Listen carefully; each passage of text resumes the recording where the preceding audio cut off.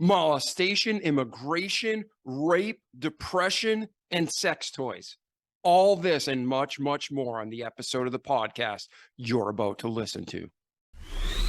The Remarkable People Podcast. Check it out.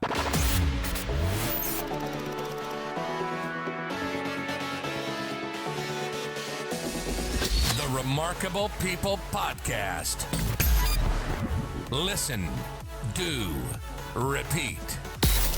For life. Hello, friends. Welcome to the Narine Semerdjian episode. This week's episode, I don't even know how to title it or how to introduce it to you. We cover so much important topic and content. Narine's life is truly remarkable. She came over as an immigrant. She was molested as a child. Her father was an addict. Her upbringing was hard. She was bullied. She was depressed. She was suicidal at times, but something kept her going. Then at 19, she learns to just start becoming her own person and not letting the restraints and confines of society control her. So she goes through the ups and the downs and the lessons learned, and there's gold nuggets all along the way in this episode. Whether you're a man or a woman, you can and should grow from it. So listen now. And like all of our episodes, don't just listen, but do the good things you know you need to do in your life. Repeat it each day so you can have an amazing life in this world and, most importantly, an eternity to come. So stick through the episode. The first half is a lot of Narine's story, but in the second half, we start breaking things down step by step, how she was, helped herself and got help to recover from depression, to get over a molestation, to get over two rapes, to have, an unhealthy maybe relationship she watched with her dad and mom, but then how she found the love of her life and now they have a child together, and how they're growing businesses, and how they take the taboo topic of sex, especially in Christian circles, and they're providing a real service and healthy solution to people who are exploring that kind of relationship with the husband and wife. So again, this episode has so much great content. Listen to it entirely. And then if you agree with me, reach out to Noreen, reach out to me, share this with your friends and family. And we hope it only benefits your life. Enjoy. Hey, Noreen, how are you today? Good. How are you doing, David? Man, I'm doing fantastic. I just was talking to the listeners and they are pumped for your episode. So they just know a little bit about you and what to expect in this episode. But before we get started, for the people who are just chiming in, at the end of this episode, if they were to walk away with just one truth that you're going to bring to them today, what's just that one main truth you want to bring to our audience today? To be authentically you and don't ever worry about the opinions or judgments anybody has. Excellent. And we're going to break down why and how and all the details. But ladies and gentlemen, Narine's going to talk to us about so much in her life and so much that affects our lives as she goes through her remarkable story. So at this time, Noreen, can you start off? Where were you born? What was your upbringing like? You have brothers, sisters, grandmas, grandpas. We go through the good, the bad, and ugly in chronological order. So at this time, tell us the Noreen story. I was born in 1986 in Armenia, Yerevan. I am an immigrant born into the USSR, actually, just a few years before the fall. Funny story about my name. It's Noreen, as most people know it, but my given name is Nade, and I don't have it written as so because during the USSR, if you don't have a lot of money, nobody gives you the right to name your child whatever the hell you want. When my dad went to register my name, they said it is too old of a name and they won't allow it to happen. So my dad said, well, whatever the hell you want to write as her name down, you can go ahead and do that. I will raise my child as Nade. That's her name. So I am Nade, but I go by Noreen because a lot of Americans also have a hard time pronouncing Nade. And during high school, when I had the opportunity to change my name to the actual name that I was given, I chose not to because one, the pronunciation's more difficult, and two, I feared because I was bullied so much that I would be called Nair, and Nair for shorts just didn't sound very appealing. We moved to America. Yeah, and for our listeners around the world, Nair in America is a hair care removal product. Yeah. So, and there was a lot of commercials, and I can see why you wouldn't want to associate with that name because it's just opening a door for bullying, right? Oh God, I mean, I was bullied really bad as a kid, so I didn't want to add more to it, like racist slurs down to like sexist to everything. I've been through it all. Nice. Now, going back to your family, I don't want to cut you off. I want to keep the momentum going. But when you were growing up, did you have brothers and sisters? Did they have the same scenario, or was it just you and your parents? My sister was born a year and 4 months after I was, and then we moved to America, and in 1991, my brother was born as the only American in our household. Okay. Okay, awesome. And then growing up, how old were you when you came to the States then? I was about 3.5. I have memories of both Armenia and the trip here, immigrating. And I remember when we finally moved into our first apartment, looking out at the kids playing in the courtyard. And although they were Armenian, they were Armenian-American. A lot of them were speaking English. And I remember I didn't understand a lick of English. And I just looked at them and I felt so reserved. I thought, man, I can't be friends with these people because I can't speak their language, but I wanted to play with them. And I was much a tomboy. Like girly stuff was okay for me, but I was always into playing with boys because they just were more active. They wrestled, they ran, they were more fun than girls were. Girls just play dolly. I would get bored very quickly. Come to know that boredom as ADHD, probably. I don't know. So I was just very sporty. I always wanted to be, a gymnast, or I wanted to be a ballerina. I was very good at stepping on my tiptoes at age, like up until 6 years old, I could walk on my toes without any support on the very tips of them. But my dad always refused. Plus, we didn't have money. We grew up on welfare.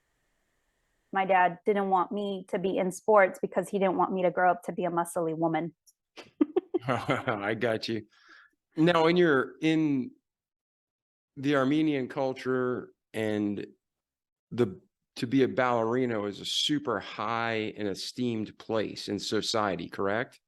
Yeah, it definitely for sure is. I just think that my dad in general didn't want us to be involved in this scenario. I don't really know why. The muscly part for gymnastics, I can understand, but in regard to being a ballerina, we, again, didn't have the money, and we're in a foreign country at such a young age. Like, my parents were in their 30s or late 20s, early 30s.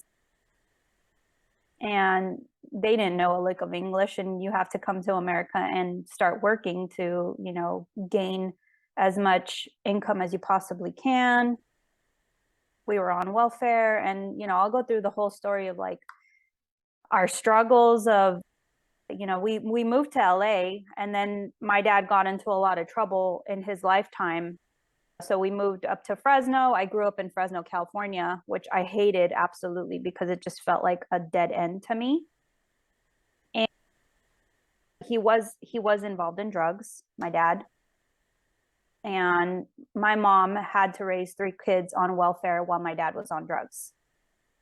So that really made it difficult for us in regard to like having a normal lifestyle. We, I love my dad to death, and I hate talking about this kind of stuff because I don't want to put him down. It's just, it taught us a lot. It taught me not to ever want to be like him. In that sense, I didn't want to be somebody who was just stuck in a dead end and, taking drugs. And, I learned a lot about their relationship, which became very toxic toward the end of it. And it affects kids more than you know. And I had a very, very huge understanding of what drugs were at age like 5, 6. And I understood everything wholeheartedly. I knew when my dad was high.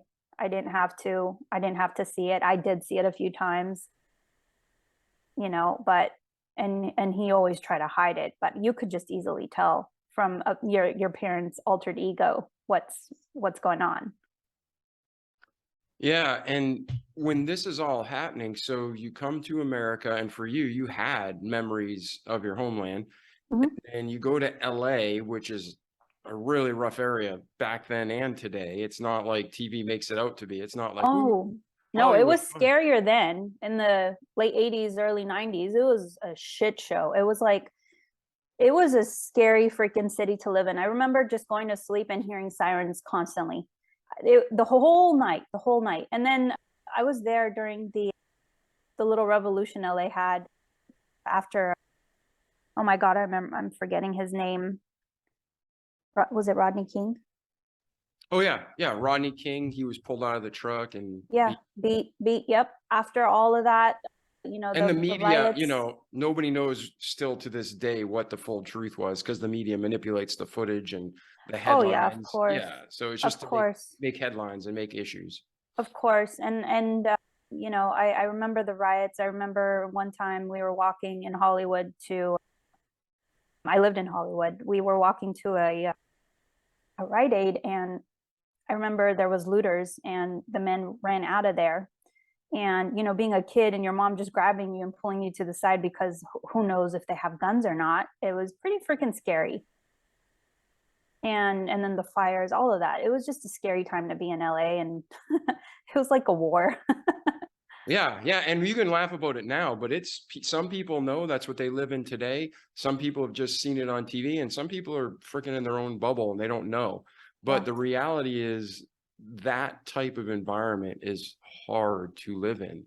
it was. And and then back then in the 80s, I remember visiting California, and there was a literal cloud of like exhaust basically Yeah, it still over the is. city.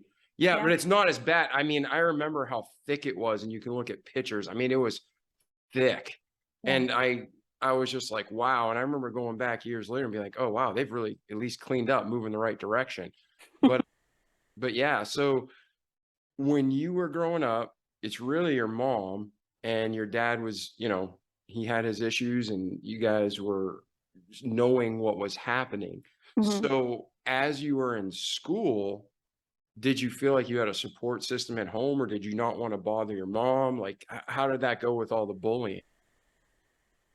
Bullying didn't start until I moved to Fresno in LA because there's a bigger Armenian community. There were kids I could relate to because they could speak my language. They could, relate in regard to like how families, you know, interact with one another.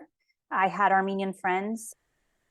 We hung out in that sense and found a lot of relatable things.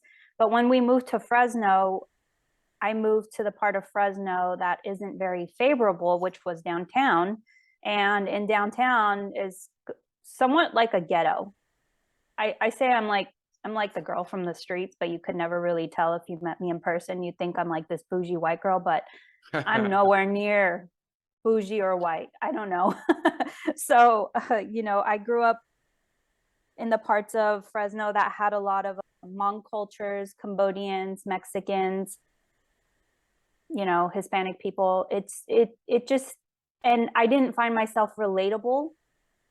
I found myself to be more scared. I was cautious of being friends. People weren't as friendly. I started being called names until I became, or one of my classmates was a Russian girl who, again, her being Russian, she was just more open to receiving me as a friend. This was third grade. And then at that point, we just, I found some relation with somebody. I remember a lot of the girls there were just like, no, we won't be friends with you and blah, blah, blah. It was weird. I felt like an imposter in a lot of ways, mainly because I didn't know culture. I didn't know really much different. The schools that we went to in LA with the whole Armenian population being bigger, I remember there was just one black kid in my class, and and I wanted to be friends with him. And I remember like him sitting next to me. But again, like growing up and being just one culture, and your parents being from one culture, not ever seeing a different race within their country, kind of limits your behavior, because it tells you that a whole lot of other people are scary. They're going to be, you know, they're violent, they're going to hurt you, you have to stay away from them. And being raised in LA, the first 5 years of our immigrated life was even harder, because we saw just the bad things happen, you know. And it was an interesting time. Yeah, and go ahead. No, I'm good. Oh, okay, there's a delay. I apologize to you in the audience. So there's one race, the human race, but all over the world, there's different cultures and nations. And Yep. that's something that people just don't seem to grasp. Like, if you are Armenian, or if you're Russian, or if you're Italian, or if you're Chinese, or if you're Jamaican, wherever you're from in the world, there's a national pride. And there should be. There should be that. And there's different cultures, and there's healthy conflict. Like healthy conflict meaning like they're proud of their nation. So, there's always a little rivalry. But when it gets to that out of balance, and that torturous, and that picking on, and that just violence, that's wrong. And it doesn't matter where you're from. So for people who aren't, if they've never experienced culture outside of their own, like what you were describing, LA polarizes, what Noreen had to grow up in. It polarizes the extreme, where you don't just have these different nations and cultures, but you have this warlike mentality that's not healthy or good. And it's fostered by all the liberals trying to stimulate media and dependence on the government. So contrastly, like I grew up out of Boston, and there was the Italian section, the Portuguese section, the Chinese section, but everybody pretty much got along. I mean, you always have people are going to war, people war within your own family, within your own town, within your own city. It just keeps going to the world, right? If there was aliens, we'd unite as humans and then fight an alien. People just like to fight. It's our sinful nature. But in New England, one thing I loved is we made fun of each other and teased each other, but we all got along, there was pros and cons and strength and weaknesses to all the nations. But it's sad to hear you didn't have that, but at the same time, it made you the strong woman you are. So let's continue with your story. And also it's not your story, but it's part of it. During this time, you had a younger sister and brother. Did they have a similar experience, or because like your brother was born in the States, did he acclimate better, or was it the same for all three of you? Good question. Honestly, I think my sister, I would describe my sister and my brother more ballsy than myself. Like they would not be afraid to run their mouths if they had to. Like saying the word shit for me was the hardest thing to do until I was about 20. And that became something that I developed a trucker mouth, because I felt like it was the only way I couldn't defend myself any longer beyond that point. My sister, however, had no problem ever defending herself. She made friends a lot easier. My brother made friends really easy. He was, I don't know, they were similar in their personality traits, whereas I was more reserved, more introverted than either one of them had been. So I can't really speak on their end. I know their experiences were different growing up, almost similar. But again, my sister just adapted a lot easier than I did with a lot of things. Yeah. And the reason why I was asking that is I just didn't know, did you have some kind of internal family support system or understanding? Or was it like, yeah. Even though my sister and I were very close, and we did experience a lot of the things, like she'll tell you about how, she would beat people up, whereas I would get beaten up. She's able to defend herself. My brother's able to defend herself. I was not. I did. There were times where I would beat a few people up because I had to, but it didn't, I don't know. I can't really speak on their behalf as much. I never really asked. That's a good question. I'm gonna ask them. Yeah, I might. no problem. Like, hey, that's what the show's about. Hopefully, our audience grows, I grow, you grow, we all grow together, right? Yeah, definitely. All right. So now between your birth and through high school and when you moved to Fresno, did we miss anything significant that you want to cover before we talk about the high school and moving forward? No, no. I mean, again, it was. Oh, I mean, with being on welfare and my dad being on drugs, there was a period where we were homeless. Pretty much, we ended up somehow living in somebody's bedroom at one point. I don't remember for how long. And again, I feel like these hard edges of like these experiences that have happened in my lifetime have definitely showed me a lot of empathy and given me a lot of perspective on a whole lot of varieties of lifestyles, cultures, types of people. I don't I don't I don't really judge anybody based off of where they came from, what's happened to them in their past. It doesn't really matter. It matters how we move forward from it. Yeah. When you said that, it was beautifully stated. It reminded me of Martin Luther King. He said, we want to judge people based on the content of their character, not the color of their Exactly. skin. And Exactly. that doesn't matter if you're purple, green, blue, black, white, yellow. It's what are you made of in Yeah. character and heart? Because Yeah. we all are the same, man. I hate hearing, I'm not saying there isn't bigotry. I'm not saying people aren't born more, in a better situation. But Hmm. like we're discussing, okay, it doesn't matter what situation we're born in. What are we doing with it? If Right. we were given one talent, 5 talents, or 10 talents, are we sitting on it? Are we spending it? Or are we investing it? Right. And that's something that, everybody has the same equal footing. So you are now in high school Yes. and you're in a place you don't really like. I You know, hated high school. It was the worst fucking experience. Can I cuss? yeah, just mark it as explicit. This is all about being real and honest. Don't worry about it. Well, I mean, yeah, high school was just a terrible experience in itself because, you know, my first memory of, I'm a very open person. I don't hold back what is on my mind. If I think something, I will say it. And I remember in middle school, actually, this was, I think, maybe eighth grade. It was a new middle school. We moved uptown. I didn't know anybody. I made friends with Armenians because that was just comfortable for me. I didn't agree with them. I didn't like them. I just was friends with them for the benefit of not being alone because I was afraid to be alone. And I remember making a comment about one of the girls in school and saying, "Oh my God, that girl is really freaking hot. Like she's really pretty." And my friend turned around to me. She goes, "Don't say that. They're going to think you're gay." And I looked at her and I'm like, does that mean I'm gay? Because I thought a girl was pretty?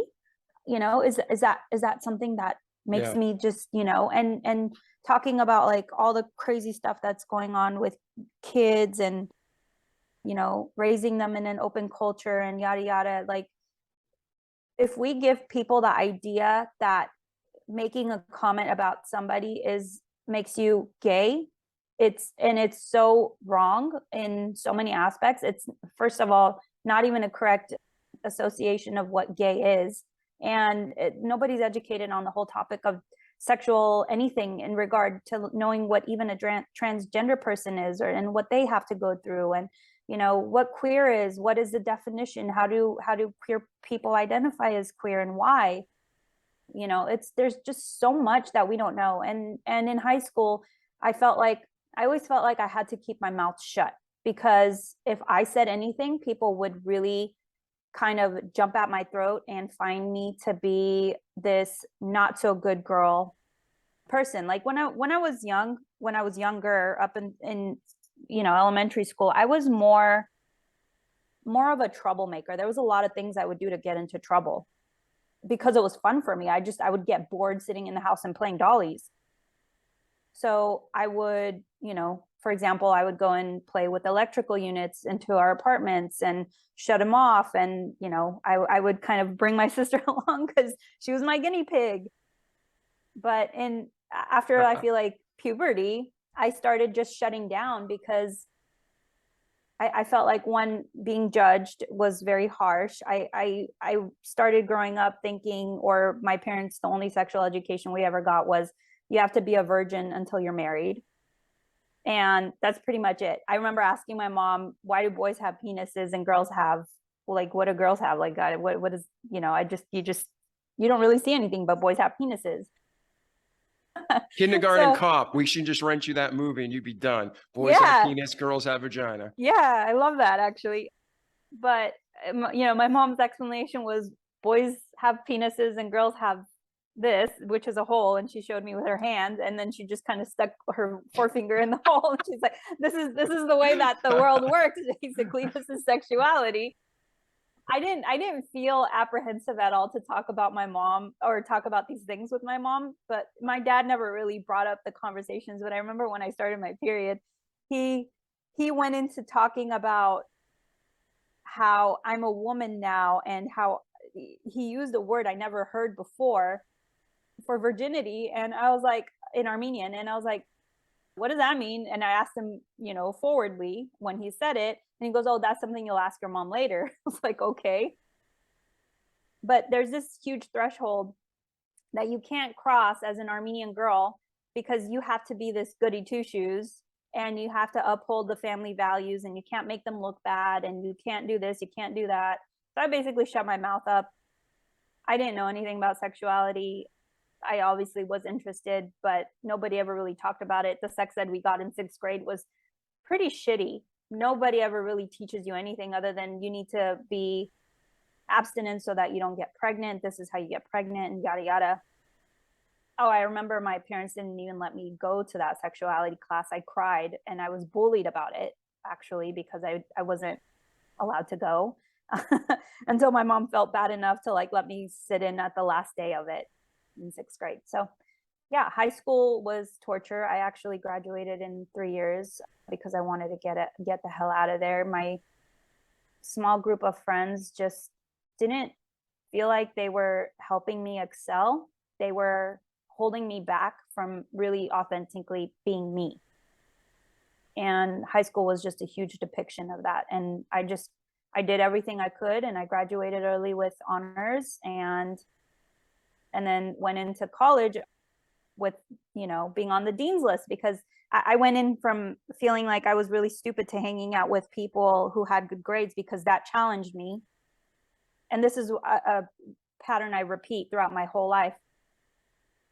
I really think it's important to hang out with people who are better at you in certain aspects to life that you want to really excel in as well. So I always hung out with people who got better grades than me, because that's what my parents wanted me to achieve. It's not something I really cared for. It was just something I needed to do to validate the love that I always craved for them.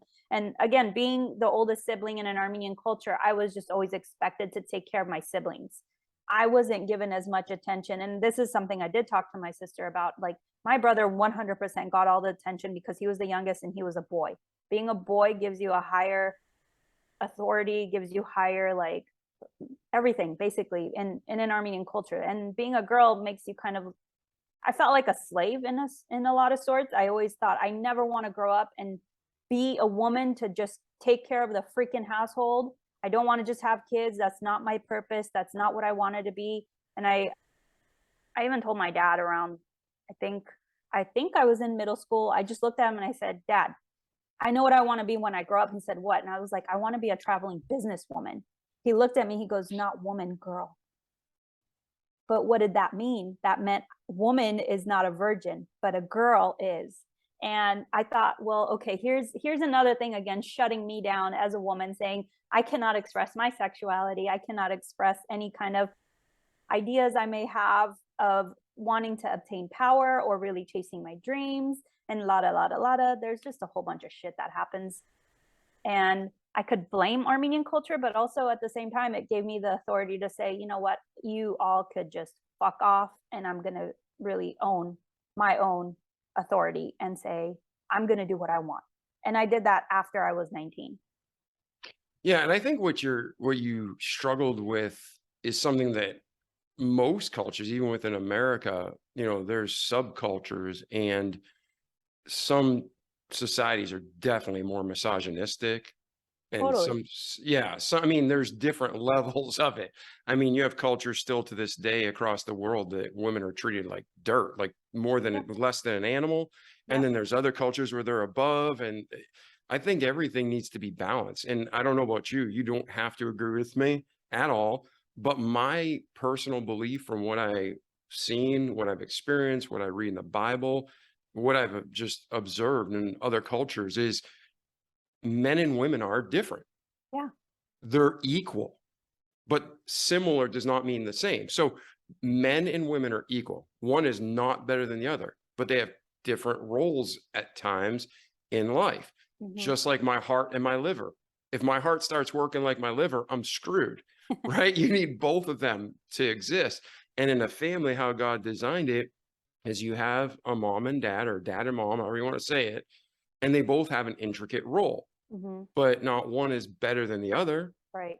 Different responsibilities, different, like if my kid broke his arm when he was growing up, right? Did something he wasn't supposed to do, fell down the stairs, snapped his arm in half.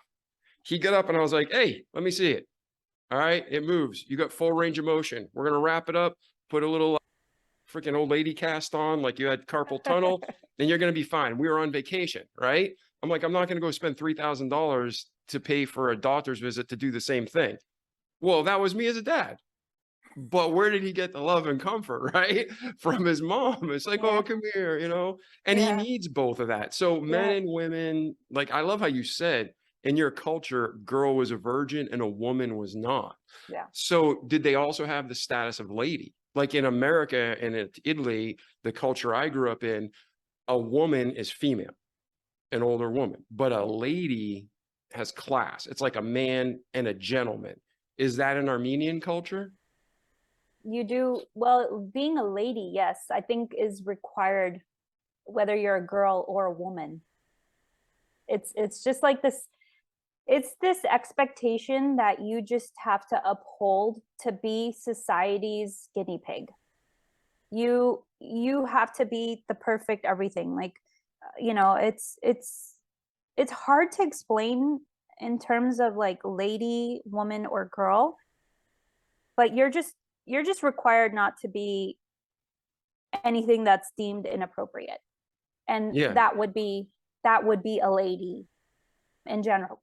But what the girl and the woman, you know kind of breaks is the virginity factor. You call a woman a woman after she's married, because it's just a different term. It's the way the words work. It's not woman as just a female. It's woman because you are married. And then there is girl, which is achchik. And achchik is, I guess it would be considered girl in general, but Mhm. once you break your virginity, you're no longer an achchik.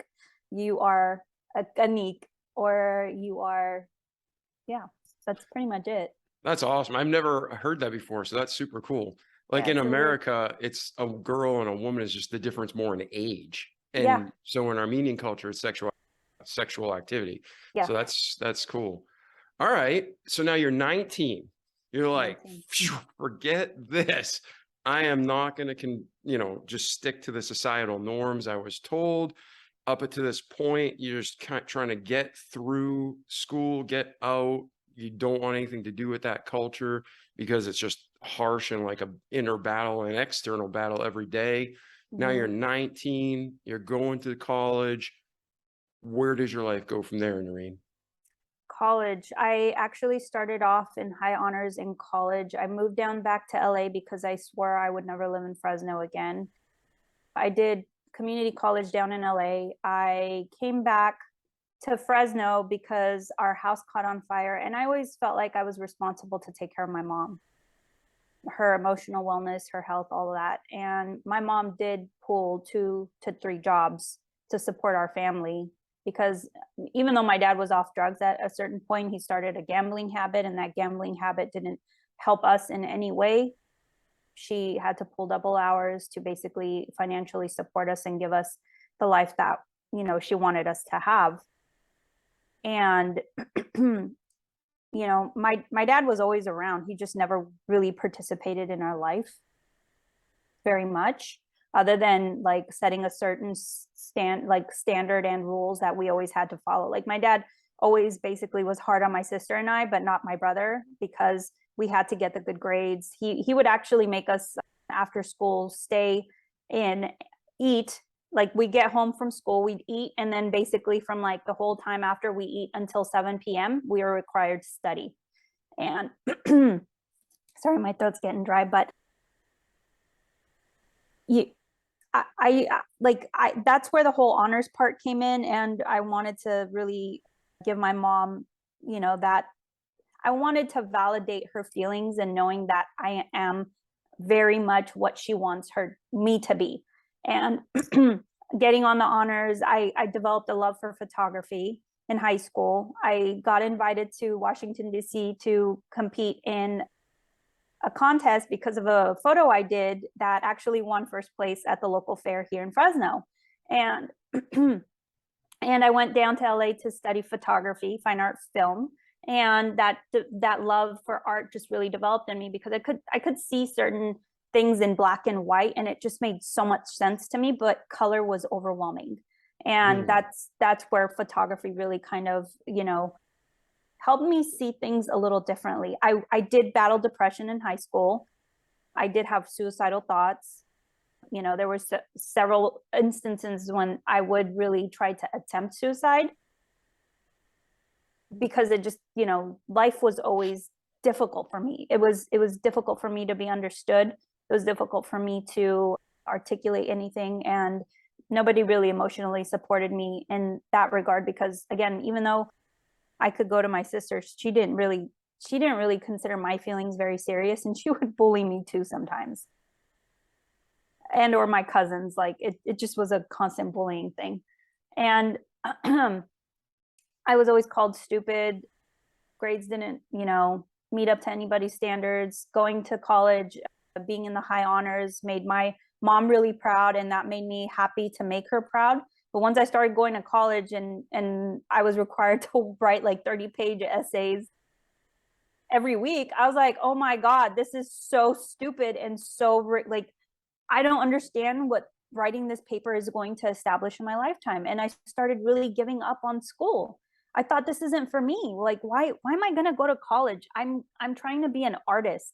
An artist doesn't need to go to college to become an artist. An artist just needs to find the right people, create art, and just really, you know, delve into whatever they're trying to get into. So, and my mom supported me in that whole artistry because she comes from an artistic background as well.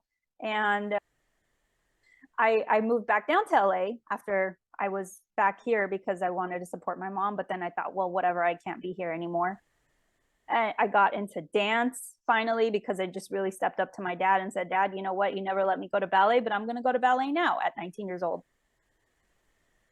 He laughed about it, but you know, I did what I wanted to. I got really heavily involved in Latin dances, the Latin community. I got into ballet. I got myself out of Fresno. I moved down to LA again. I got a job in fine art photography studio. You know, I really was involved in wanting to participate with so many artists, develop this big Rolodex of people I knew, and then eventually open up my own art gallery to help host these artists' work. And I had the ideal job. I really strived hard for it. I made it happen. And then I got fired. Sorry about that, ladies and gentlemen. I clicked the wrong button. So when you were doing all this and you had this moment where you started, you know, saying, I've had enough, I'm going to live my own life, and it's going, you know, well, I want to go back just to the suicide, because so many people get bullied and they make a permanent decision for a temporary situation. Yeah. And now, thank God, you're in a whole different world, right? I mean, your life is different and better. But what kept you going back then? And it may be you just barely got by and now you've learned. But back then, what kept you from committing suicide? Because there's people who are listening and like they've been connecting with you for the last 40 minutes. So what kept you from actually making that wrong decision of suicide? The only thing that kept me going was the thought that I would disappoint my mom and the pain I would give her. And I didn't want to cause her pain because of something I felt so comforted in. And I just always thought about her face and what would happen to her, because she's had such a hard life with my dad up until that point. And, you know, she worked so hard to do everything for us that I just thought it can't be worth it to just kill myself, because I can't imagine what I would do to her for it, because of it. And that's what kept me floating, basically. So that love and empathy for your Yeah. mother is what kept you going. And aren't you glad you didn't make that decision? Yeah.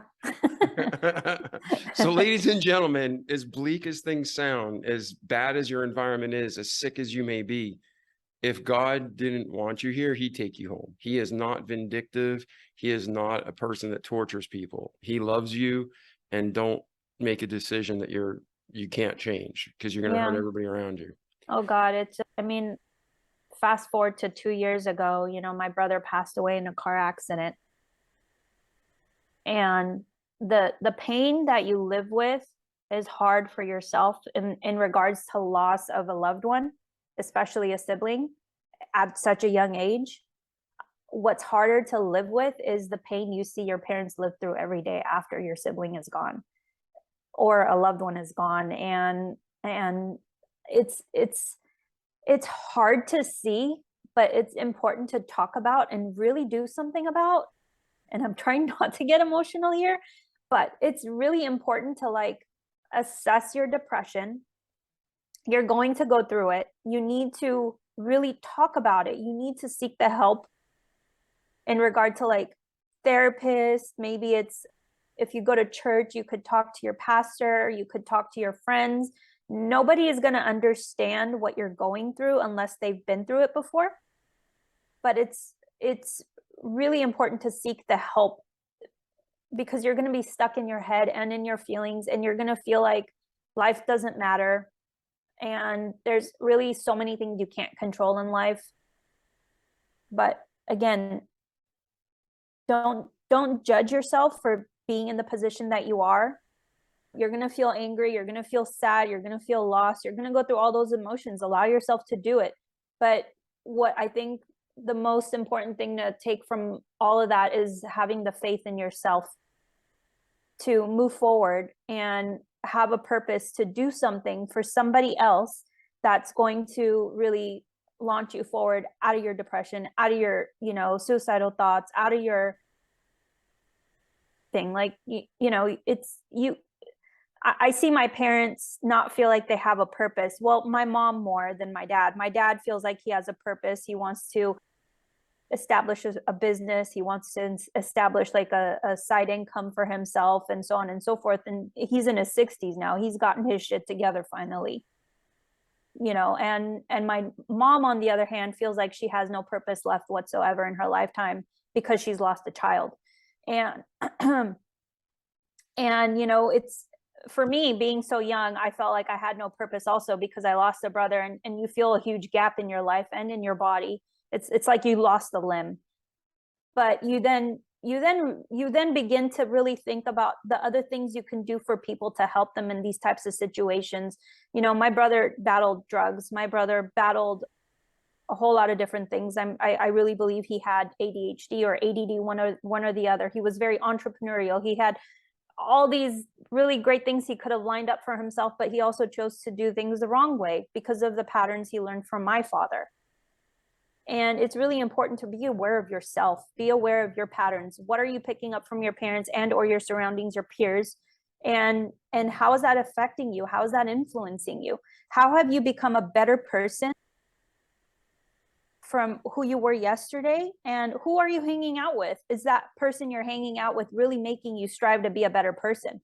Are you really achieving goals? Are you, you know, are you just live. I mean, even though my brother had a hard life, even though he got into a lot of trouble and did a lot of bad things, he freaking lived his life to the fullest. He made sure of that because he was so driven to do so and experiencing in so many different things in his lifetime. And you have to do that for yourself. You have to really live your life and do it to your own desires. Don't do it to please other people. Do it because it makes you happy, but do it for other people. And then influence other people to do the same. Yeah, that's very well said. And that ties into the purpose at the beginning.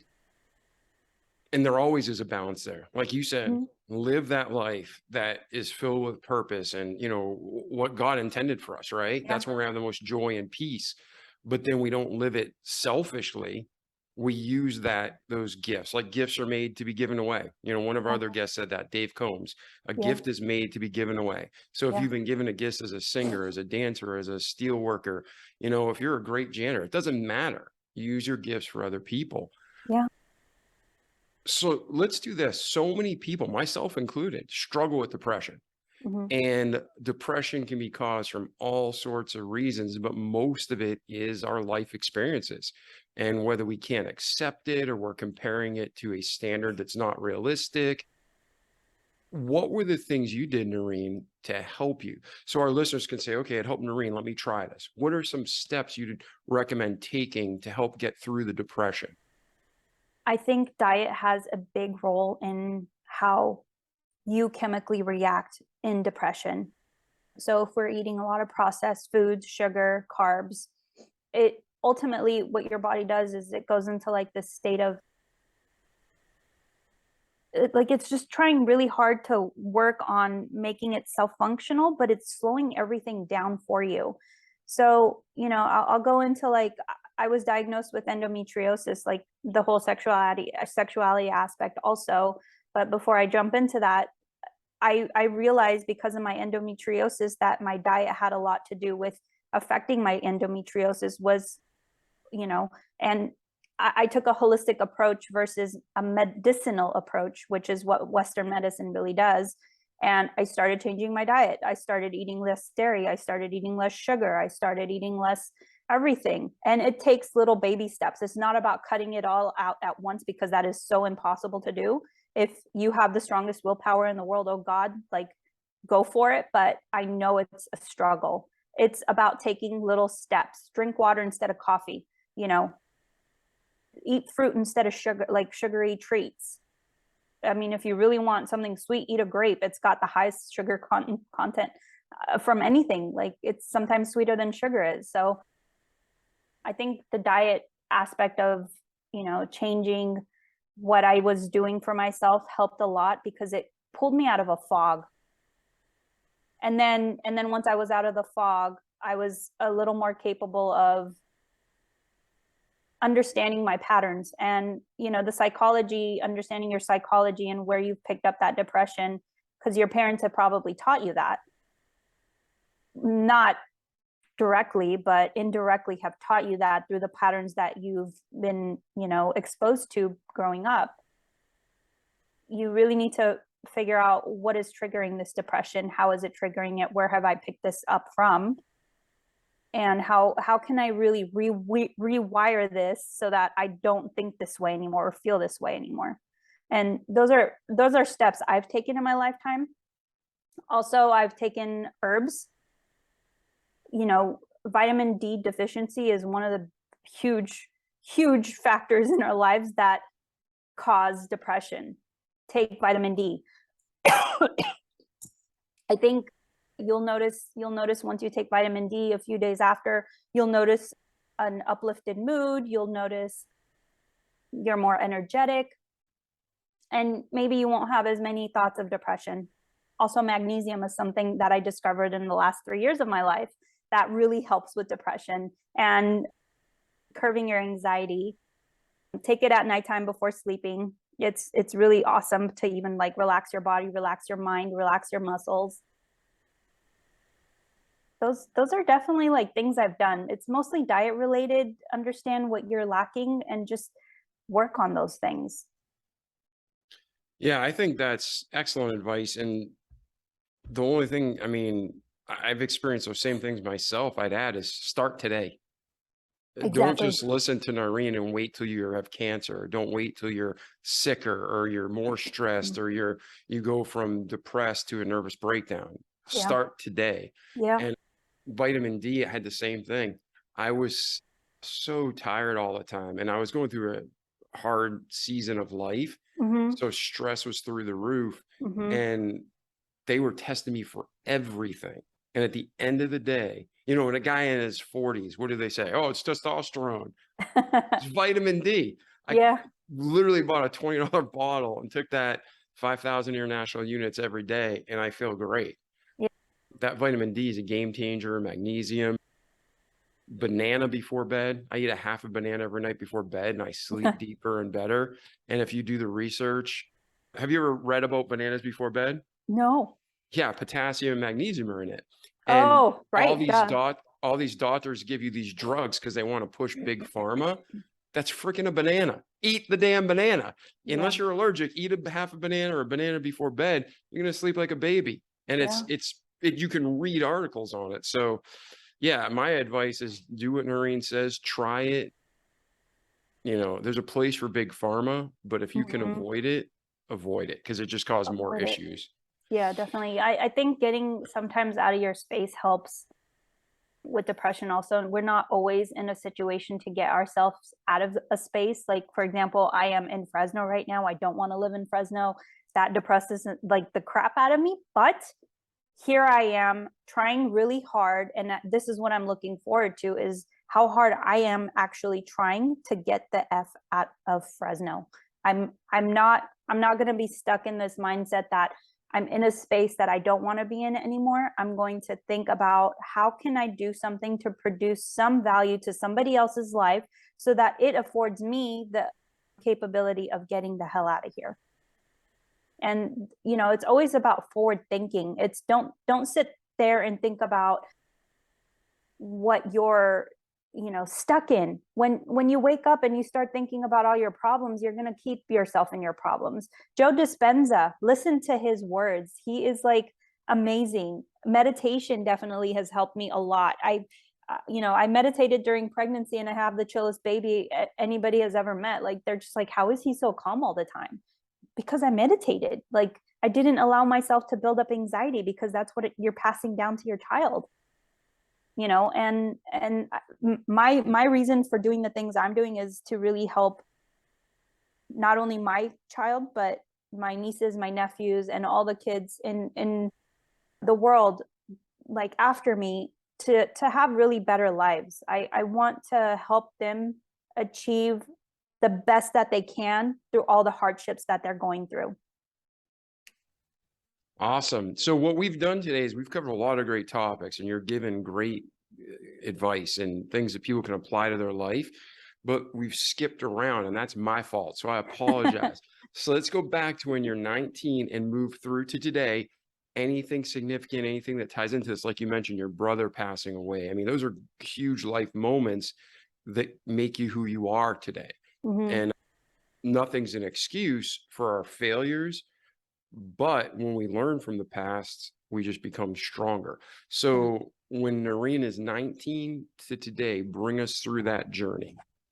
19 to today. So 19, I was in college. We definitely did some rebellion, my sister and I. We started going out, stayed out late, went out to clubs, did a whole lot of sneaking around because my dad wouldn't allow us to do anything. And we just really started taking control of our lives versus like always being told what to do. We felt like we were old enough, even though, you know, at 19, you're really not old enough or understand too much, but you want to live your life. And I think it's important as parents to give your kids the room and space to be their own authentic selves. I think it's really easy for us as parents to say, I want you to be this way, and this is how I'm going to give you the love, but that's conditional love. It's not, I'm holding a space, I'm raising you, and I want you to be whoever the hell you want to be. We're always judging our children based off of their actions, but I think taking that approach is very incorrect. And, it's doing your best to really not be so controlling in that aspect. So, I had some side jobs here and there. I did door-to-door sales. I would work and go to college, and then I finally just really quit college in general. Dance was very important to me. So I basically worked to help support my mom with our household finances, and also to be able to afford the lifestyle I wanted in regard to going out dancing. And I did that for quite so many years. I did date here and there, met boys, but here's where the sexuality aspect of not being able to talk about your desires comes into play. I met a boy, kissed him for the first time at 21, ended up being raped, I don't know how long after the relationship. And then I dated more, met a nice guy in between. I also met my husband, who's my husband now, at 19, but we didn't date until I was in my mid 20s, which is odd, but it just worked out somehow. But in between all of that, I definitely was raped twice. And that put me in a huge hole. It again looped me back into depression. I didn't know who I was any longer. I felt like my identity was completely lost because I held so much value on being a virgin, and that for my culture was a big deal. So, we live through it and you learn. I really decided that I wasn't going to be a victim after it happened. And telling myself that I wasn't going to victimize myself really helped me move forward. But years later, it caught up to me because I never allowed myself to process the emotions. And I just made excuses about how it was my fault. And the second rape, actually, I just completely just knocked out of my sight. I didn't even think about it until my married life, when it would come and haunt me, because during intercourse with my husband, it would just literally flash into my mind every time. And that was just like the weird thing to do. It's important to work through the problems, not just shun them down. And I feel like a lot of people do that when they experience tragedy, when they experience hardship, they just want to like bypass it because it's so hard to deal with. And it catches up in the future. So you got to work through it, guys. Yeah. And there's a difference between changing your environment for health reasons and running from your problems. Yep. And so your first sexual experience was a rape. Yeah. Man, I'm so sorry, Noreen. Now, No, thank you. no, I mean, I know it's life, and it's just, it sucks. Yeah. I'm thinking my first sexual experience was messed up and weird. And it's like children or even adults, and this is what happens. It leaves a mark. Like Yeah. you said, you met your husband and you're with your husband and it was haunting you. So you got to face in, you meaning all of us, we got to face into our problems and fight the pain. And then it will go away because you face it. But when you run from it, it just keeps getting worse. It keeps So getting worse. yeah, let's go back though. The dude who raped you, the jerk, did you know him for a day, a week, a year? No, it was a while. We were actually in a relationship. I think it was over a year. I can't remember exactly. But he was drunk. I told him no so many times, and rape takes on so many different forms. It doesn't always have to be violent. It wasn't violent for me, thank goodness, but it was still rape. A lot of times what happens is when you can't really speak up as a woman, even though no is speaking up for yourself, what happens is you freeze like a goat and you just faint. You have no control over your limbs anymore because you're just so stuck and scared and thinking, oh my God, what the frick is going to happen now? And I don't want it to happen. Stop doing this. Stop doing this. And you just eventually, and it's a psychological thing, and it's a state of fear that brings you into like this paralysis that you can't do anything about. And I don't entirely blame him. I don't blame the men that have raped me, even though the second one I fought it off. I told them no. You stand up and you tell them. they don't understand because they haven't been taught the actual etiquette of what a relationship and communication looks like. You know, what do you do in that regard? Like you can't, and women haven't been taught to like say, that was actually really offensive for me. I didn't appreciate what you did. Men haven't been taught, you know, the cues. Just because somebody giggles while they're struggling to keep their pants up doesn't mean that they're into it. No, freaking hell, like, no, it's not.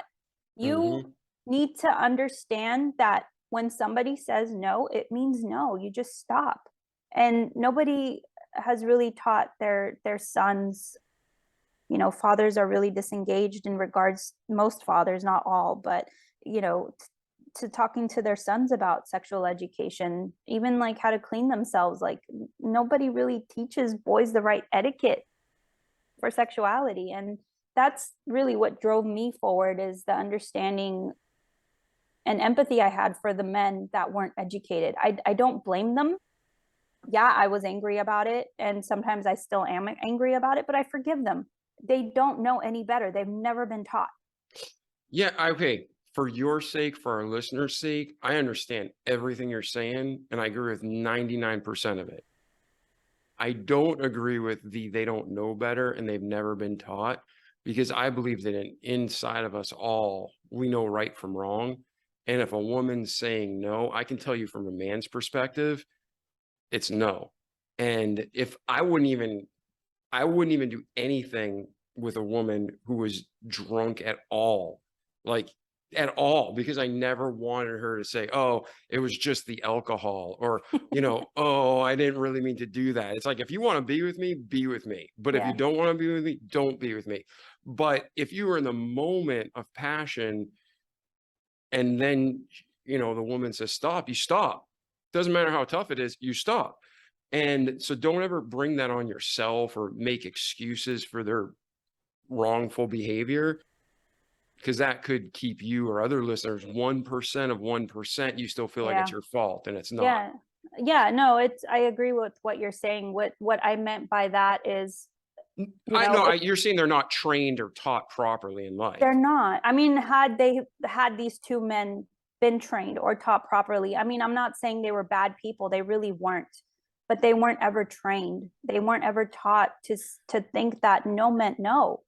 They were still using excuses to say yes for themselves. And that's the part where I feel more empathetic, and I'm not making that excuse for them. I think it's really sad that their parents never taught them how to process communication, how to process what no really means, or to understand, you know, when somebody's body locks, that means I need to stop. That means she's no longer processing or enjoying what I am doing, right? And nobody's really taught that body language or the communication skills to understand how to proceed in that regard. And I feel for a lot of women who have been raped. I feel for them. I understand what they've gone through or go through. You know, I was also molested when I was 5 by a family member. So, you know, and that caught up to me when I had my firstborn, when I first had my child, which was a couple years ago. And it still haunts me because that's not something I ever really learned to process. I never really thought about it. And molestation does lead into rape because, again, you haven't talked about it. You held in this secret because you feared the life of that person. That was me. I feared the life of what happened for the life of the person. And I didn't say anything. I thought, well, if I did that, then my dad would definitely probably kill him. I had no, thought otherwise in my head. I'm his little girl. Of course he would like either beat the living shit out of him or do something that would harm his life in the future, and therefore mine. So I was like, no, that's not something I would ever talk about. But it always catches up to us. It always does. Yeah, and it ties into the depression. It ties into the struggles, a lot of internal struggles and relational struggles. So I'm so sorry you had to go through that, but thank you for sharing it, because how many women and men are listening to this now? And again, I'm a guy, so I'm more on the hard side. There's no excuse. Like, guys know wrong is wrong and rape is rape. And it's like kind of like when girls say, well, we can just be friends. No, guys can't be friends with a No, no, girl. no. I That's don't the think you should freaking, be friends. yeah, that's I a think I'm lie. on the hard edge when it comes to that too. Yeah, but that's such a lie and fallacy. It's from the devil, or people are trying to deceive themselves. Yeah. Men are to be with men, that fellowship, that communion. Women are to be with women, and then you form an intimacy with your spouse or with, your family members. But that intimacy, that sexual intimacy, men aren't going after the girls they just perceive as ugly. You know what I mean? They're not just trying to be friends with those girls. They're trying to be friends with the girls they want to be with. And they might be patient and take 2, 3, 4 years. But listen, stop being self-deceived. Guys and girls can't be friends. You can't be sitting there talking about your inner feelings at midnight on the phone and there's not a connection there. So, but going back with the molestation and the rape, and then the second rape, was it someone you knew and had a relationship with? Yeah. Or For a long time. For a long Yes. time. It was somebody I was dating. I wasn't in like a committed relationship as I was with the first one.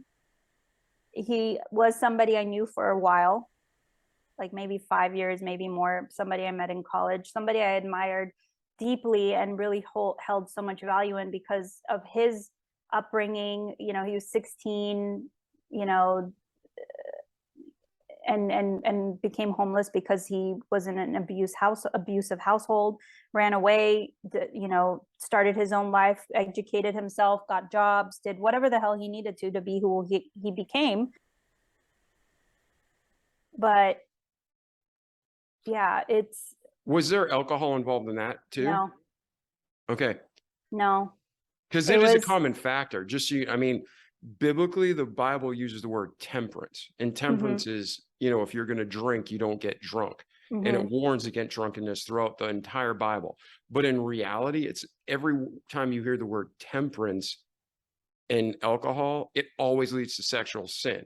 And then in reality, like, not every rape has to do with alcohol. No, but I know a couple of husbands who even rape their wives, which is, a societal gray area, but she's saying no, and he's drunk and he rapes her, and alcohol is involved. So alcohol, if you want to enjoy alcohol, but don't get into drunkenness, because it opens the door to so many hardships and sins. And, rape, like, it affects date rape. That's a huge effect. Yeah. And it opens doors that wouldn't normally be open. So that's why I didn't know if the second one was also like that. No, it wasn't. It was light. It was like making out. It was light. It wasn't even really anything. Just because, you some petting here and there or whatever, like, it doesn't mean somebody is interested in having sex afterwards. You don't know what that person's history is. You haven't really actually talked about it. Unless you have talked about it, then kudos to you. Like, I think it's really important in a developing relationship, even if you're not having sex, just to really ask each other about what your thoughts are on the subject matter, right? It's important to say or ask questions according to that. Like, how would you really find yourself in this type of situation? Would you be open to discovering this sort of fantasy? I have this fantasy. And it's, I feel like men and women have a fear of opening up in that regard in so many instances. It's not about being afraid. It's about not judging, because you're also judging yourself. Don't judge yourself for having fantasies. It's normal. You can think whatever the hell you want. Just because the person you're with isn't interested in it doesn't mean that it makes you a bad person. You just share it. Be open about it. Say, hey, I have this interest in this sort of sexual whatever. Is it, how do you think you would feel about it if we tried it? Have you ever? And it's about you also educating that person in regard to what type of fantasy you may have. Educate them. How would that really establish a stronger relationship for you and that person together? How would it bring you closer together? How is it building intimacy? It's openly communicating and not having any fears or judgments passing to people or of yourself. Yeah, and one theme that we've been talking about this whole time is that communication and education. And we have a broken system, and I don't think it's just America. I think most school systems. Now, first off, training a child and educating one another is our own responsibility. And as a parent, it's our responsibility for our children. But we're forced to put kids through the school system, which, you know, in theory is supposed to be educating our kids and making them moral, upstanding citizens. But they teach so much crap and so much filth, and they teach non-practical skills. Like you said, you went to college, 30-page papers. It's academia. They've never, most of the people in academia have never actually done a damn thing with their life, right? No, And they no. teach theories and concepts. Now we send kids to school from freaking 7 a.m. to 4 p.m. and then we give them homework afterwards to learn all this bullcrap knowledge that really doesn't affect their life. And yet the communication, the budgeting, the morality, all the things that are necessary are never even discussed. No. So I'm tracking with you completely. And thank you for openly sharing all this, Noreen. So now, before we go on, there's women listening who have been raped and they haven't dealt with it. You know, and like you said, you kind of blocked it out. That's a real thing. It's like it never happened. You're like, no, I didn't get raped because you've suppressed it. It's you suppress it so hard that the reality is it isn't rape anymore. Yes. And you make excuses, you blame yourself, it's my fault. I mean, there's so many things that happen. But to the women who have been raped that need to face in and work through it, what advice do you have for them right now? To forgive. That was the advice I was given, and that's what really made me move forward past it, is to forgive. And you're not forgiving the person that did it, but you're forgiving yourself. You're forgiving yourself for any thought you had of wrongdoing. You're forgiving yourself of any idea of wrongdoing. And if you do forgive him for doing it, which will ultimately liberate you, I think, you can always still be angry with him. You can still, hate him, cuss him out, do whatever the hell you want to do, but forgive him so that you're just free of him, that you're not with him anymore in thought, you're not with him in pain, and that you're not really thinking about the whole repetition of what happened in your mind ever again. And that is really essentially forgiveness, and that forgiveness will take time. Yes. And I think, thank you for mentioning that. Forgiveness, there is no, obviously you want to do it as fast as possible. Everything is always fast. Yes. Yeah, you want everything as fast as possible. But the reality is we're all different people and we all have different life experiences. Yes. So like Noreen was molested as a child and then she was raped and then she was raped again. It's going to be a whole lot more complicated for her to get through this and forgive maybe even all men for a while. So I had people tell me you need to forgive. I'm like, buddy, I'm trying. And I'm like, where's the timer in the Bible? There isn't one. We're doing our best and we're being real. That's all that matters. Yeah. So work towards forgiveness. Do everything you can and you can be healed in a second. But I love what you said, Noreen, that it does typically just take time. It takes time to unwind the pain. Yeah. Okay. So you're working,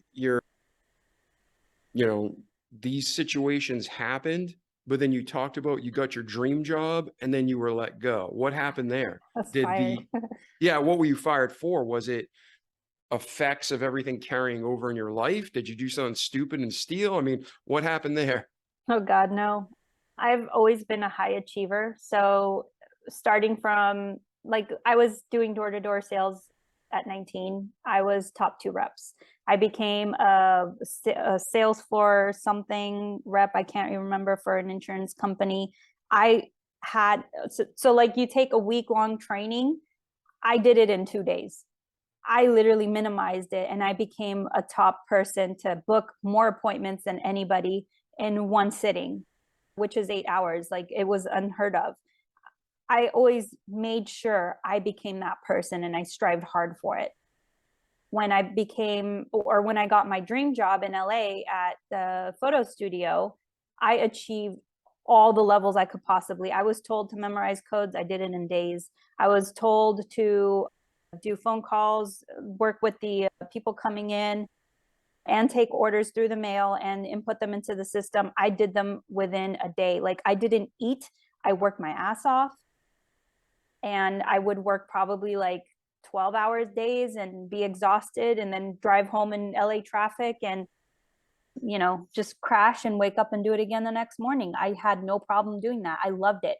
And then I got involved in the marketing aspect of it because I was such a high achiever. And the marketing person there just really, I feel like, found certain aspects of my personality where she just got really jealous about it, because I would get a lot of attention regarding the work I would do. I'm very organized. And I organize so many different like aspects of the marketing department. I organized the event. I did a lot. It came out a lot of me, and everybody loved me on the floor. I was just seen as like this high spunky, really cool attitude. Customers love me, you know, and my coworkers love me. Everybody just got really close with me quickly because that's my personality. And she was close with the owner of the company because her stepdad was best friends with him or something like that. And during that time, I had taken my own health matter into my hands with Western medicine, because I had been visiting many doctors prior. And this is where the endometriosis story comes into play. I had visited many doctors. I tried many different types of birth control, but I would have severe menstrual cycles, like to the point where I couldn't hold down water. I couldn't take a pill for the pain. I would puke my life out. My blood sugar levels would drop in their 30s. Then there's nothing I could do about it because I couldn't even eat or drink water. And I would be in immense pain for the first couple days of my menstrual cycle. And I kind of had enough of it at that point. And because I was in LA, I thought I could find the healthcare professional to really help me assess why that was happening with my body during my cycles. And I did. I found a doctor who said that I may most likely have endometriosis, but he wouldn't know unless we operated. So I had surgery. And during that surgery, that coworker, I don't know what she had mentioned to the owner of the company. The owner of the company went into my computer, opened up my browsing history, and there was one point one day when I was sitting down on my browser, because I had literally like a 10-minute bracket of just like checking out of life and work because I was exhausted. I was Googling engagement rings because my boyfriend at the time and I were talking about getting married. And he used that as his, you're getting fired because you're using this browsing history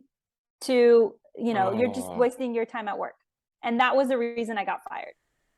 And it was all because of that person. So it was kind of vindictive, and it broke my heart. Actually, my manager came up to me and warned me, and I knew it was coming. The IT guy came up and warned me. He was the first person that warned me, and my manager was going to warn me too, but I just really was avoiding the conversation with her because I knew what was happening and when it was going to happen. So there was a whole lot of like crappy work environment, backhanded BS stuff that went on, and I lost my dream job because of it. And here we go back into depression. I moved back to Fresno because of it, and I got a whatever job in a printing studio. It wasn't artsy at all. That's where I just gave up the whole art, film photography. I was like, this shit's not for me anymore. And yeah, that's life. Yeah, all too often there's people who sabotage us in our careers and our lives. But like Joseph in the Bible, even though everything seemingly bad happened, God will still turn around for good. So in your journey, you go back, like you said, you're not in your dream job. You're back at home in a place you don't like. You're struggling. You're depressed. Where does your journey go from there to today? How do you get back on your feet and better than ever? Well, thank God I was with my boyfriend at the time, who's my husband now, because we were really meant to be with each other. I met him at 19 at a beach party in Huntington Beach down in LA, or around that area, Orange County area. And I always really had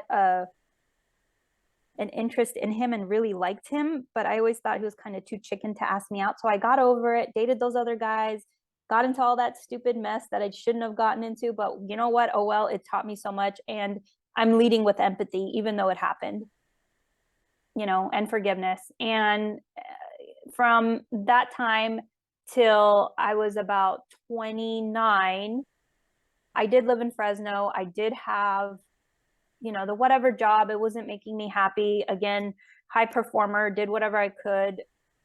And it just got me by. It put me in a bad place, in a state of mind. But because I had my boyfriend and then fiance at that period of my life, he was the only thing that helped me look forward to something else in the future. And I had told him when we started dating that I would never live in Fresno, and he wasn't okay with it then, but he absolutely agrees that we shouldn't be in Fresno in our lifetimes ever again. So, we found a common grounds. He got a job down in LA right before we were going to get married. And I moved down there with him. I just quit and I moved down there with him. I planned a wedding. 6 months later was supposed to be our wedding. But between that time period, my mom got hit by a car walking in the early morning hours and broke her leg. Thank God she didn't die. And I had to move back to Fresno and help her with her jobs because she was taking care of elderly while I was planning a wedding and trying to nurse my mother back to health at the same time. Fun stuff. And my brother was in his troubles at that time, dealing with drugs. And, it was crazy times. I feel like my life has always been a roller coaster, and I've had more down low dips than I've had high up dips. And I'm honestly really grateful for those really bad experiences, because as bad as it gets, I still find a way to come back up no matter what. And that up journey is very short, but I think this is the entrepreneurial scale. Like, you can think of your life as an entrepreneur in general. Like, even though you're not really entrepreneurial, it doesn't matter. You will always have the bad happen to you, and it'll happen to you way harder than the good will happen to you. But if you don't have that bad, you have no reason to appreciate the good. Yeah, Ever. that's so true. And also, you might have hit your quota of crap and the rest is just icing and rainbows and unicorns. You know what I mean? You might have hit there's some times in life where it's like working out. You go to the gym every day to tear your muscles and beat yourself up. And then you eventually just are able to maintain it because your body's used to it.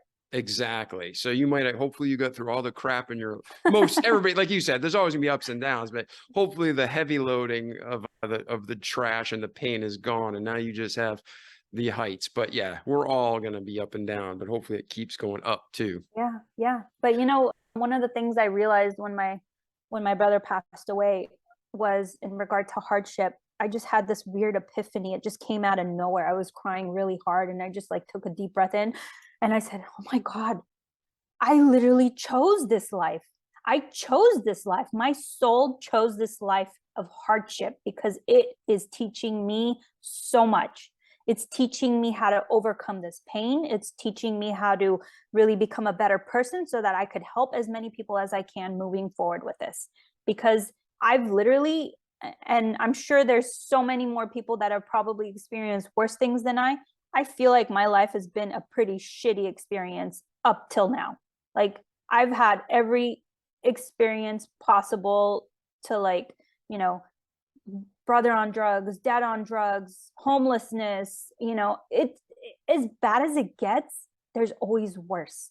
And that kept me going. It's as bad as it is right now. At least I haven't lost both my siblings. At least I haven't, experienced a longer period of homelessness. At least my parents were still willing enough to make us as comfortable as we could possibly be in our lifetime, even though they struggled through it. I can have so much to be grateful for. And by the way, there is a book called Outwitting the Devil by Napoleon Hill. If nobody has listened to it, please listen to it and read it.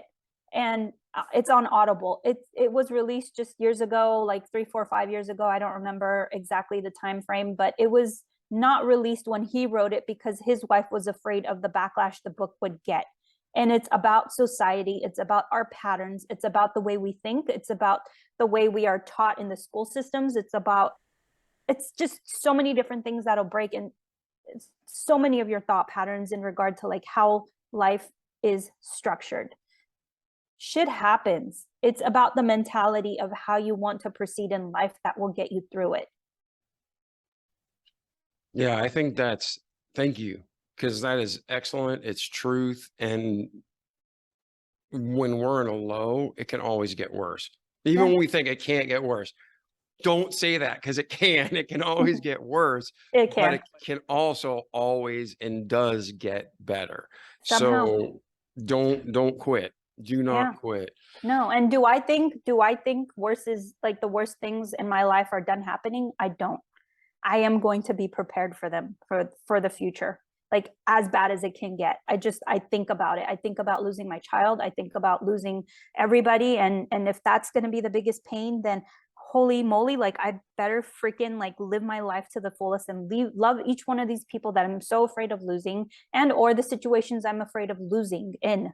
Like public speaking, nothing. Hell, I got up in front of a whole bunch of people I didn't know and read a eulogy that I never thought I would be possibly capable of doing, and had no fear in my body while I was sobbing right before that for my brother's funeral. So if you can just think beyond yourself, you can really achieve anything you want.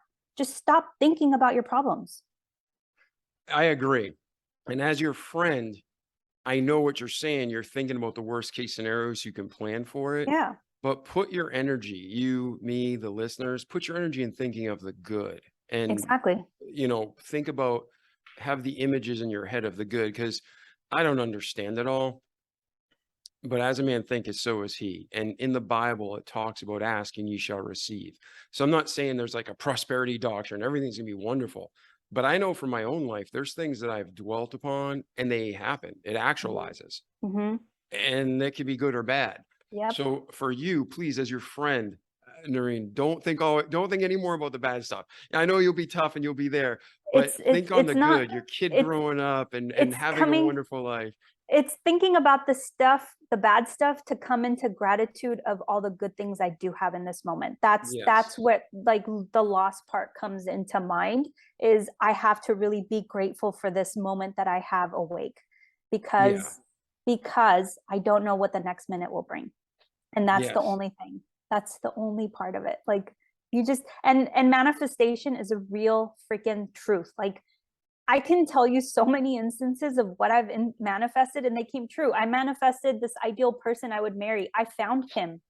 I am in love with him. Like I knew the first month we started dating, I would marry him. I just knew it in my body and soul. When I first met him, I thought, oh my God, I would marry this guy. He's a little younger than me, but I would marry him in a heartbeat if he was older than me. And that was my condition that I had, suppressed my life to. And then I was like, why am I holding this idealism in my mind, thinking just because he's younger than me, I can't marry him? He's the perfect guy.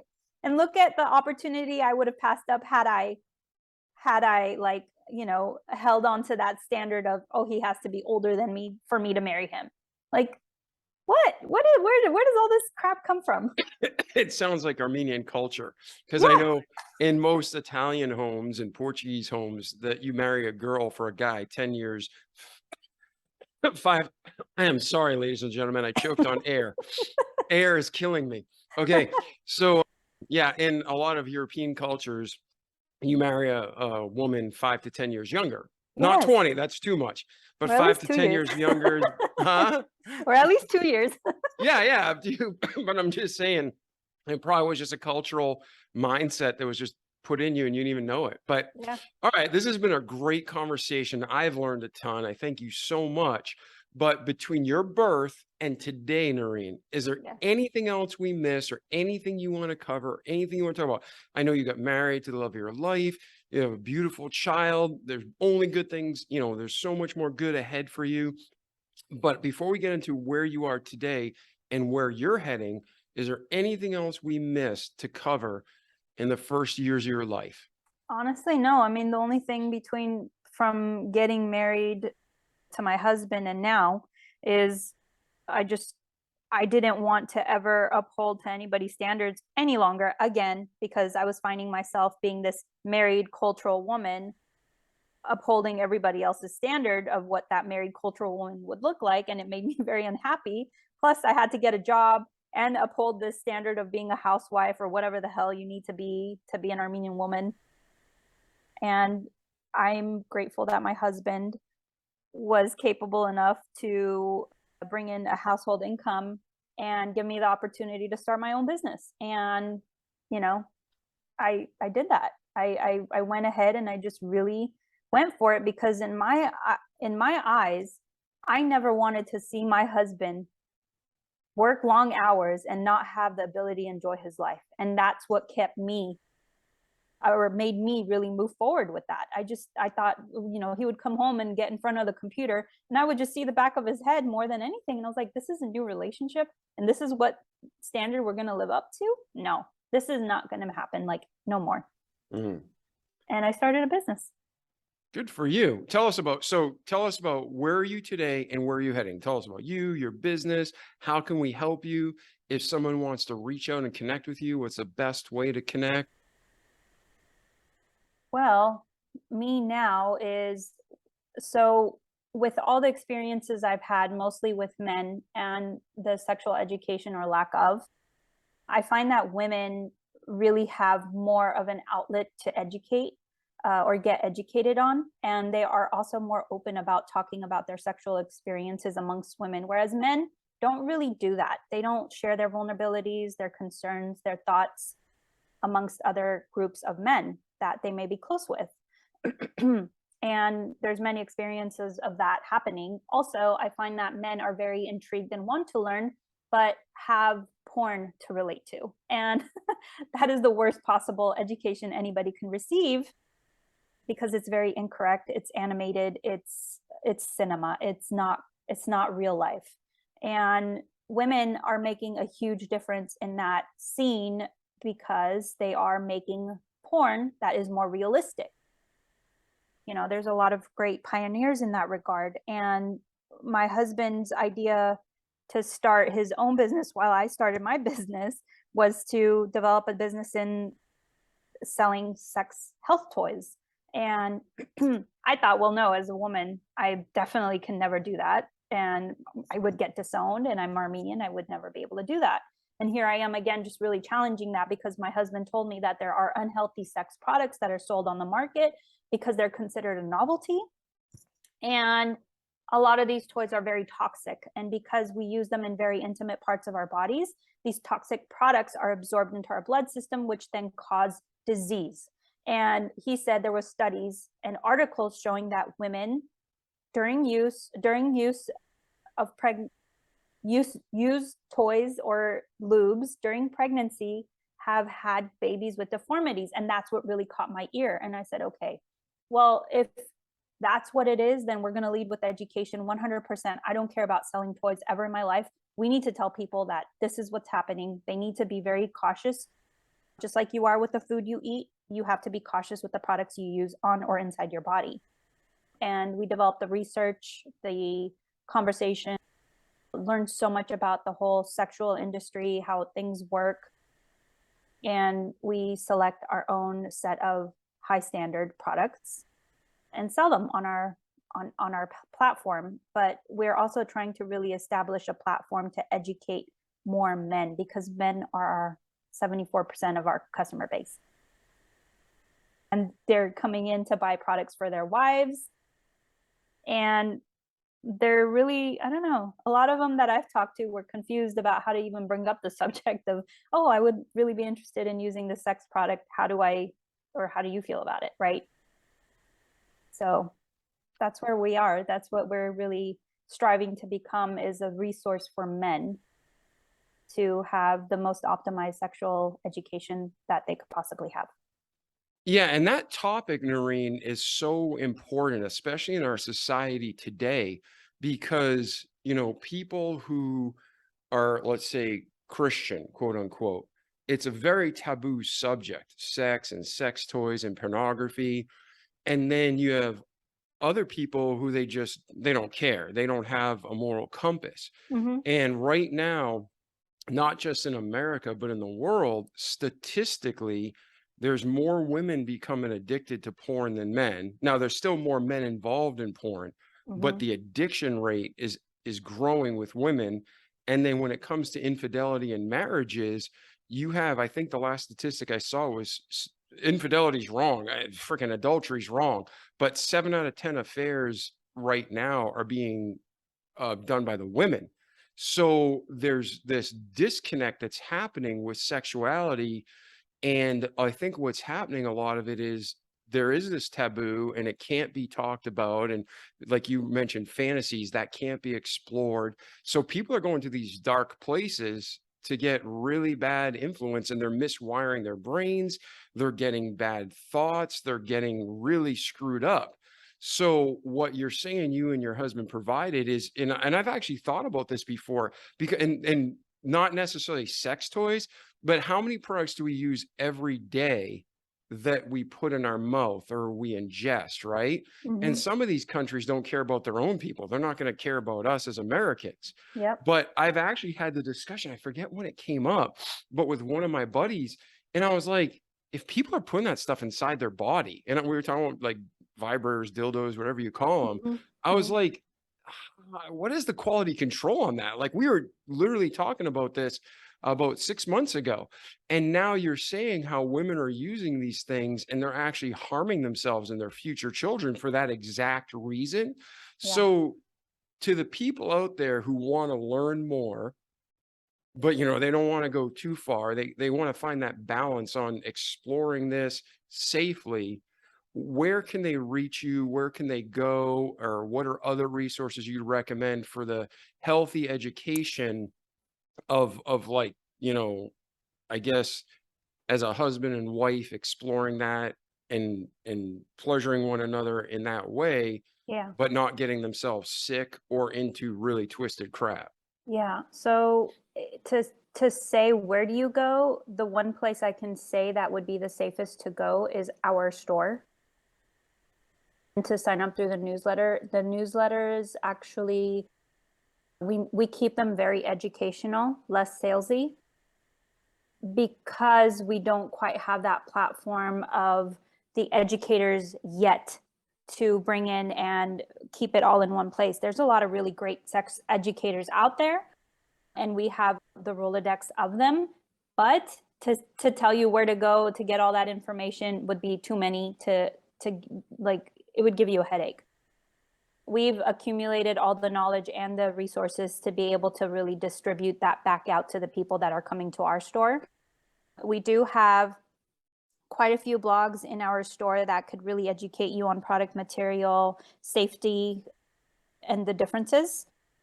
So educate yourself on that aspect of it, and be very selective about who you're learning from when it comes to the internet. A lot of people state a lot of different things. And again, because sex toys are a novelty, there is 0% quality control on them. And we get shipped billions of dollars of products each day, not each week, each day. And it's very highly consumed product. There are products that do melt. There are products that do add friction when you put them together, and they do get into your bloodstream, which do then cause inflammation and disease. It can be toxic. So like you said earlier, David, you want to be very selective about the food you're putting in your mouth. Be selective about the ingredients that are included in the materials and or the lubes that you are using. We are very strict in regard to what we add to our store, and we only add the quality ones that we know will not deteriorate, especially if you use them with good care, which is keep them washed and clean and stored in cool, dry places in their little pouches.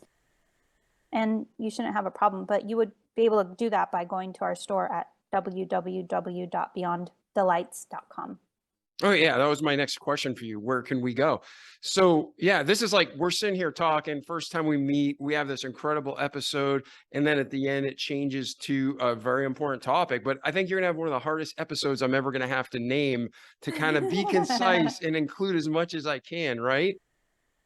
So beyonddelights.com. Yes, Okay. delights, plural. Plural, Beyond Delights. And then how else, if somebody wanted to reach you or talk to you, or ask questions, or, maybe especially for women, they've experienced some of the similar things. What's the best way for them to reach you? Is it through the website? Is it a LinkedIn or Yes, you Facebook? could info@beyonddelights.com, or we have a live chat feature on the website itself, which you can utilize, or email us. There's also Instagram, and I'm the one who normally does all the replying in Instagram. So you're welcome to always reach out in that platform as well. We do offer educational videos regarding so many sexual topics, and we keep creating more. We also do have our YouTube channel if you're ever curious about sex products and or sex education. Again, we're trying to gear it more towards men because men are our highest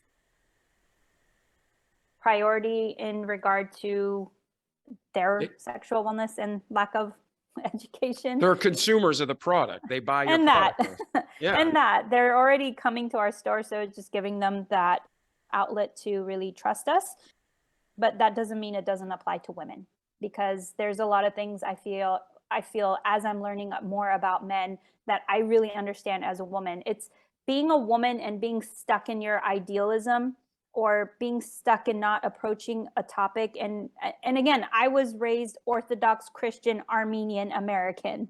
So my whole world is like a whole bunch of, structured don'ts that I've had to really break and remold myself into a very, I have high faith. I believe in a God, but I can't really say that I'm structured any longer to a church, because that church really broke down a lot of my own personal desires to experience things in life.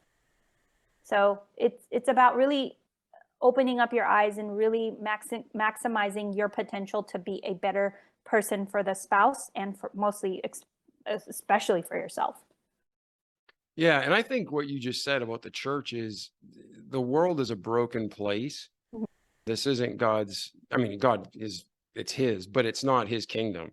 And churches and people will fail us. Hopefully we can find a great church in our area and go and glorify God and have fellowship and grow Yeah, together.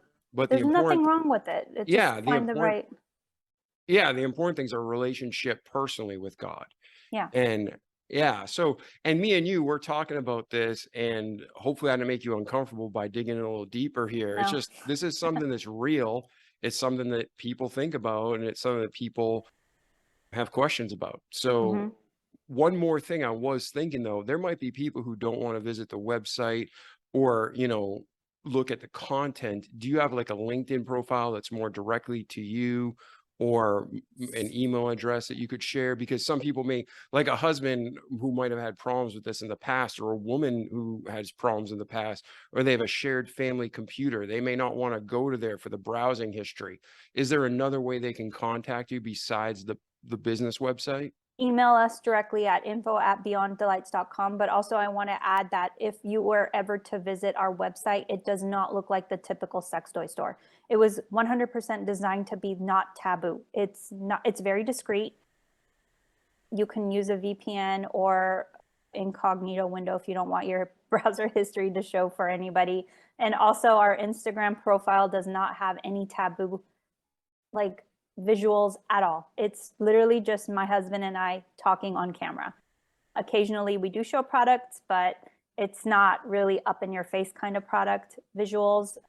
So you don't have to worry about like the whole, oh, somebody going to see me, because that was one of my worries when I started the store. Is I don't want anyone to feel like they're ashamed or to feel guilty about visiting a store. And most of the time, people, when they do visit our store, they're just very surprised about the look of it, because it's a very modern, clean platform without any taboo visuals. Other than like, yes, you see a sex toy, but a lot of them you can't even tell they're sex toys. But they're not going to go there and see video demonstrations and Oh, no. pornography. Of Yeah. course, no. Well, no, there's some places. I mean, No, I was you on, won't see yeah, any of that. yeah, no, praise. I mean, I was on Facebook for a client, and we're on their site doing a demonstration of social media. And I don't know if Facebook got hacked. They have all these freaking fact checkers who are so busy lying to people with propaganda. that straight up porn came through during a business meeting, and it was like selling sex toys. So Oh God. yeah, that's why I'm like, I just want to be clear. I don't think that of you. I didn't expect that of you. But if someone No. has a question in their head, I want to make sure we're being clear. Yeah, All right. no. Well, Narine, you are fantastic. You truly are a remarkable human. I'm so thankful we had this time together today.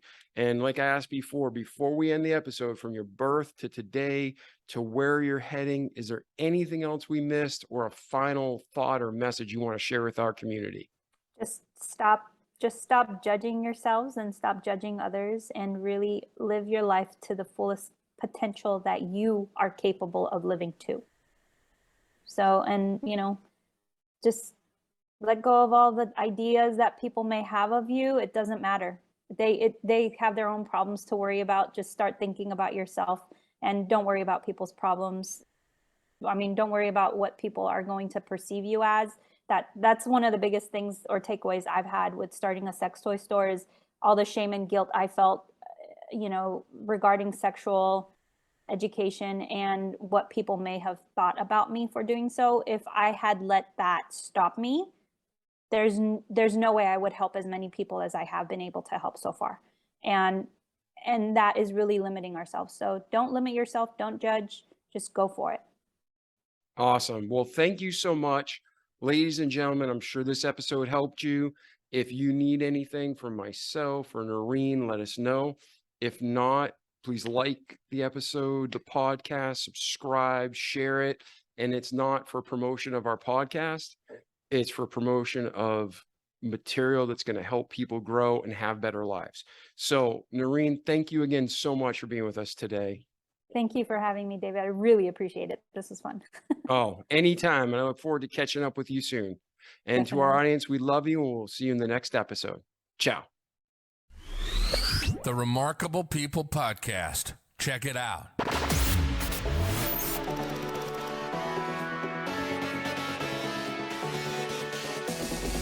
The Remarkable People Podcast.